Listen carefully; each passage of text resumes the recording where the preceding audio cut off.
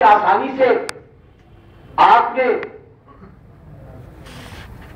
जिक्र फज़ाइल करने और सुनने वालों को इतनी अर्श पे पहुंचा दिया, सरकार लोग यकीन न मानेंगे। क्या है? हम नबी के सामने थे, नबी ने दोस्त पे बुलंद करके इतना ऊंचा करके कह दिया फहादारियुल मौला, तब तो माना नहीं। सलावत पढ़ दे मोहम्मद वाले मोहम्मद।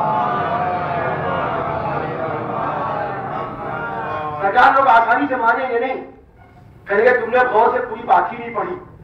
मुझे अंदाजा था कि लोग आसानी से नहीं मानेंगे। फिर सरकार कहेगा पूरी बात पढ़ो। अली ने सवाल किया था, इस पूरे सिलसिले की अहमियत क्या है, इस पूरे हदीस का मतलब क्या है? अली ने सवाल में कसम नहीं खाई, मैंने जवाब में कसम खाई है। वल्लज़ी बअसनी बिल-हक़ नबिय्या, कसम है उस बात की जिसने मुझे नबी बनाया है। जहां भी जिक्र होगा फरिश्ते आसमान से आएंगे और खाली नहीं बैठेंगे, इस्तिग़फ़ार पढ़ेंगे। सलात पढ़े मोहम्मद।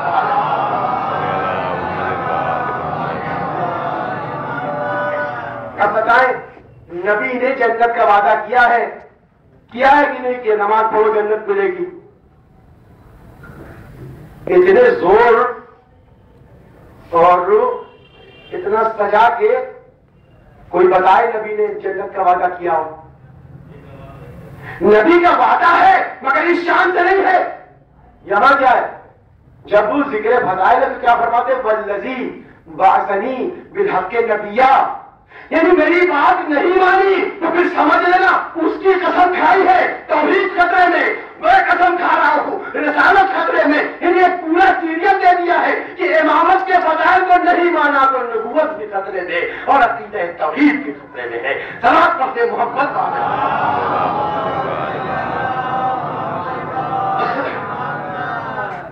तो मैंने अर्ज़ किया कि सैयद सज्जाद जैसा खतीब रोए जमीन पर है नहीं, और मौला ने उस भरे हुए दरबार में जहां सिर्फ दुश्मन है, उस भरे हुए दरबार में कि जिधर नजर डालो अजनबियत की बू है, जिधर देखो गैर मानूस माहौल है। ऐसे आलम में जब मेरे मौला ने जब महसूस किया गैरों का मजमा है, खतीब भी गैर है, लहजा भी अजनबी है, हमें पहचानता नहीं, जिसके जी में जो आया बोल चुका। तो अब सैयद सज्जाद ने यजीद की तरफ रुक करके कहा,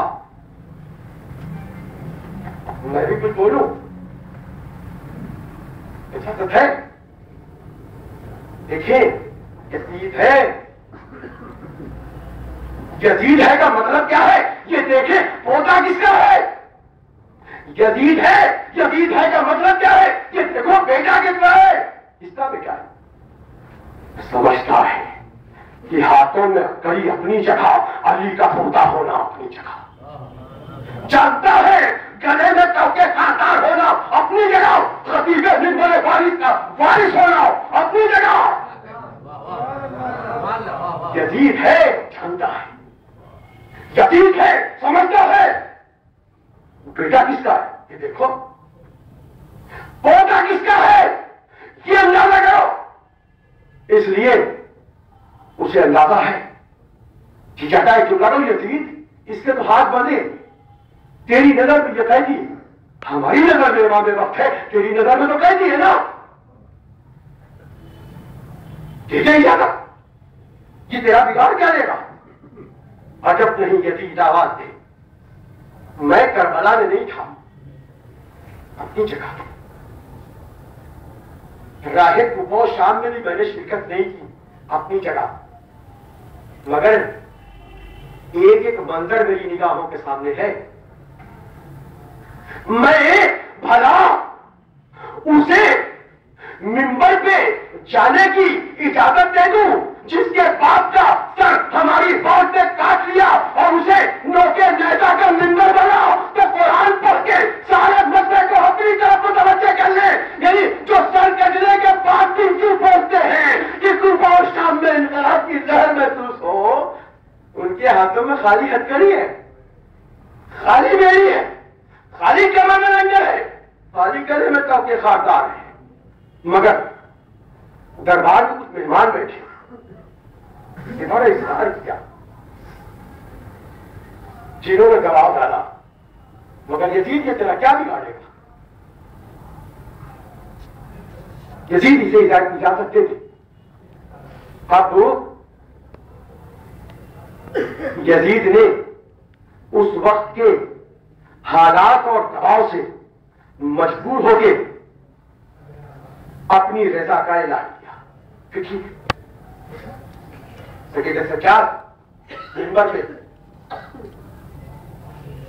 कितनी देर सकेले सच्चार बोले? बड़ा मुख्तसर वक्त है सकेले सच्चार के खुतबे का, मगर मैंने अभी अर्ज किया, ये बेटा किसका है यजीद, ये पोता किसका है यजीद? थोड़ी देर तो गुफ्तगू की थी, और गुफ्तगू भी क्या है, सजदे सच्चार अभी तो अपना तारुफ करा रहे थे कि मुझे पहचानो, मेरे खानदान को पहचानो, मुझे पहचानो, मेरी अजमत को समझो, मुझे पहचानो, मेरी फजीलत को समझो। मैं मोहम्मद मुस्तफा का बेटा, मैं फातिमा ज़हरा का बेटा, मैं अली मुर्तज़ा का बेटा, मैं उसका बेटा जिसे पथे गर्दन तड़पा के खत दिया गया। मोहम्मद अरबी का ये पोता अभी अपना तारुफी करा था। एक मरतबा यजीद ने महसूस किया कि एहसास यजीद को हुआ कि अभी तो ये तारुफ के मरहले से गुजर रहे हैं और मुझे हुकूमत की मिहार अपने हाथों से फिसलती महसूस हो रही है। इसीलिए यजीद ने मुअज्जिन को इशारा किया, मुअज्जिन गुलदस्ते अज़ान पे आया। सैयदे सज्जाद खुतबे में मसरूफ है कि एक मरतबा मुअज्जिन की जबान पे तकबीर की आवाज आई। इमाम ने वक्त ठहरा, अपनी जबान से तकरार किया, अल्लाह बड़ा है। तकबीर का मरहला खत्म हुआ। तौहीद की गवाही, सैयदे सज्जाद ने तौहीद की गवाही दी। तौहीद की गवाही के बाद अभी तक सैयदे सज्जाद खामोश है। जैसे ही मुअज्जिन ने नाना के, अपने जद के रिसालत की गवाही दी, वही सैयद सज्जाद जो अभी तक मिंबर पर खामोश बैठे थे बोले, और बोले भी क्या? यजीद की तरफ रुक करके पूछा, यजीद ये बता, ये जिसका नाम अभी लिया गया ये मोहम्मद कौन है? तेरे जद को मोहम्मद मुस्तफा कहते हैं या मेरे जद को? यानी सैयद सज्जाद ने अपनी खामोशी में भी यजीद के तख्त की चूल्हे बुलाई। ए यजीद, जिसके जद के कलमे की गवाही तेरे हुकूमत के दरोबान दे रहे हैं, तू खुद सोच जमाने से क्या कहेगा? मुसलमानों से तेरा रिश्ता है, उसी के वारिस को हथकड़ी पिहा के लाया है, कैदी बना के लाया है, जंजीरें पिहा के लाया है। बस मेरे दोस्तों, मैंने बयान को तमाम किया। आखिरी लम्हा कैदियों को दरबार से जिंदान में पहुंचाया गया। अब जिंदान कैसा है? दो जुमले। दिन की धूप। जिंदान कैसा है? रात की ओस। ठीक है, मुझे एक सवाल है, ये बताएं, जिस बच्ची को बिस्तर पे भी नींद ना आती हो जब तक बाप का सीना न मिल जाए, जिंदान शाम की उस जमीन पे हुसैन की उस बेटी को नींद कैसे आएगी? जिंदान शाम में कैदियों को लाया गया। मुझे एक मंजर पेश करना। काफी दिन गुजर गए। एक दिन यजीद की एक ज़ौजा, जिसका नाम तारीख ने हिंद बताया है, ये हिंद वो है जो कभी कूफे में, कभी जनाब ज़ैनब की खिदमत का इसे मौका मिला था। सिर्फ खिदमत का नहीं, बल्कि तारीख पढ़े तो अंदाजा होता है काफी मायूस हो गई थी इस घर आने से। वही हिंद यजीद की ज़ौजा,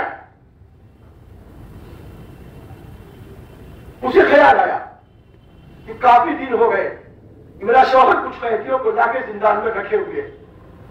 मैंने हदीस सुनी है, मोहम्मद मुस्तफा की है, मैंने हदीस सुनी है, अली मुर्तजा से मंसूब है कि कैदियों के साथ अच्छा सलूक किया जाए तो परवरदिगार खुश होता है।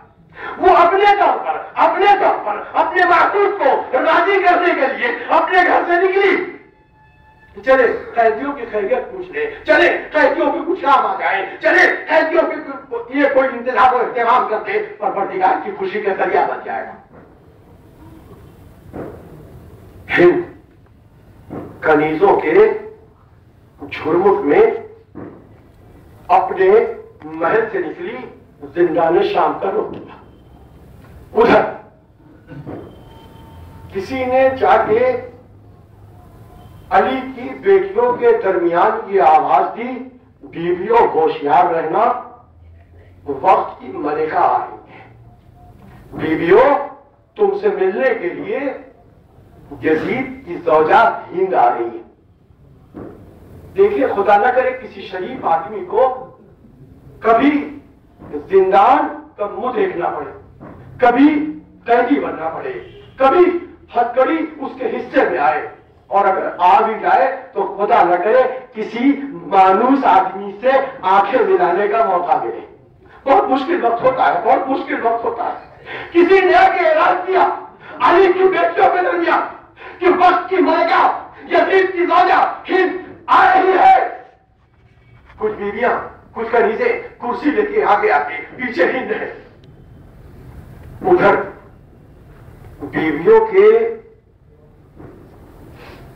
साए में, बीवियों की पुष्ट पे जनाब ज़ैनब ने अपने आप को पहुंचाया।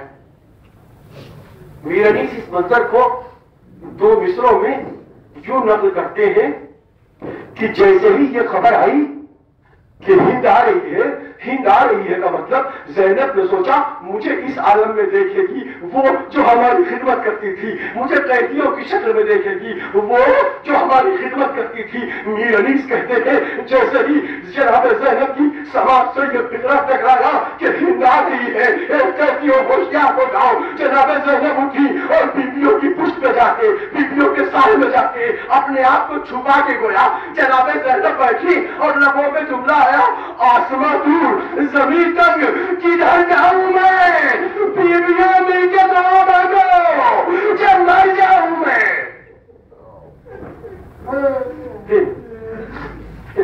आगे आगे कुछ कनीज़ें कुर्सी लेके आ रही हैं। जिंदाने शाम का दरवाजा खुला, जिंदाने शाम का दरवाजा खुला, कुर्सी लेके वो बीबियां आगे पहुंची और वहीं जहां अहले हरम जमीन पे बैठे हुए थे उनके नजदीक कुर्सी रख दी गई। जरा सी देर में वक्त की मलिका हिंद आई, कुर्सी पर बैठ। मैंने ऐसे क्या बीबियां बैठी हैं, बीबियों की पुष्ट पे जो मीरे कारवां है, जो अली की बड़ी बेटी है जिसका नाम ज़ैनब है, वो बैठी। कुर्सी पे बैठते ही हिंद ने एक सवाल किया, बेअय्यि अर्ज़िन अंतुम, बेअय्यिल बिलाद अंतुम, ये बताओ किस आबादी के रहने वाले हो, किस जगह के रहने वाले हो, तुम्हारा वतन क्या है। वही बीबी जो पीछे बैठी थी, जो दूसरी बीबियों के पुष्ट पर बैठी थी, सर झुकाए हुए उसकी जबान पे जुमला आया, मिन बिलादिल मदीना, हम मदीने के रहने वाले हैं। जैसे ही हिंद की समाज से ये जुमला टकराया कि ये जो कैदी है इनका वतन मदीना है, बस कुर्सी छोड़ी जमीन पे आके बैठ गए। जैसे ही हिंद जमीन पे बैठी, इन बीवियों में से किसी ने पूछा, ए हिंद ये बता तू कुर्सी छोड़ के जमीन पे क्यों बैठ गई। उसकी जबान पे बिखरा आया, मिन एहतराम अहले मदीना, हमने कुर्सी छोड़ दी अहले मदीना के एहतराम में, उन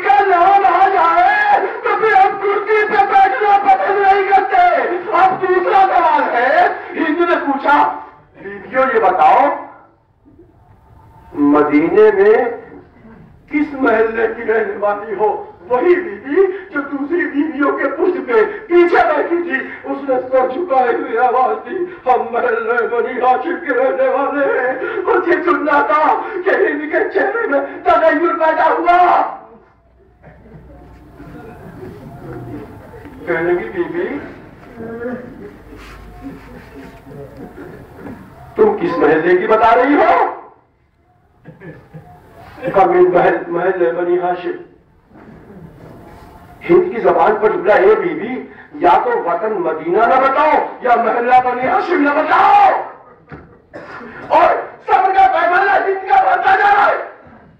कहीं अच्छा ये बताओ, महल्ले बनी हाशिम के रहने वाली हो तो किस घर से तुम्हारा ताल्लुक है? बस सब्र का पैमाना भर गया। अली की बेटी ने सर झुका के अपने बाबा का नाम लिया, बच्चे से ही नाम लिया।